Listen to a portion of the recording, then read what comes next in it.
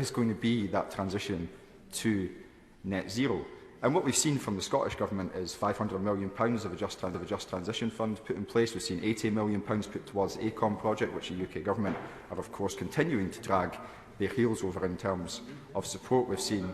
Yeah, of course, I'll give way. I actually welcome a lot of the comments the Honourable Member for Aberdeen South is making, but he also refers to the so-called Just Transition Fund of £500 million and the £80 million that's been announced as being on the table for Project Acorn. But does he have any detail yet, or does the SNP have any detail yet on precisely what any of that money would actually be spent on? Yes, it's £580 million more than the UK Government are putting in place. And I'm very interested in his point about an independent Scotland being able to make its own decisions, but even within devolved responsibilities, the Scottish Government, the SNP Scottish Government, have announced this £500 million North East Just Transition Fund. But is the Honourable Member aware yet of any announcement from the Scottish Government of precisely what that money is going to be spent on?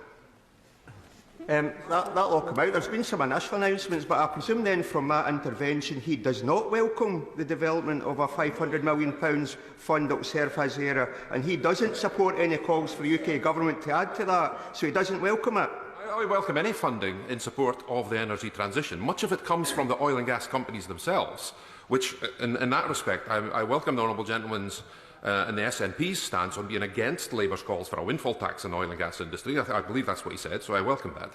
But what the specific question I'm asking of the Scottish Government, and via the SNP members in this House, is what specifically that nice-sounding £500 million is precisely going to be spent on. I'm not responsible for the administration of that £500 million fund, but he should just be grateful it's there. It's obviously over a 10-year investment.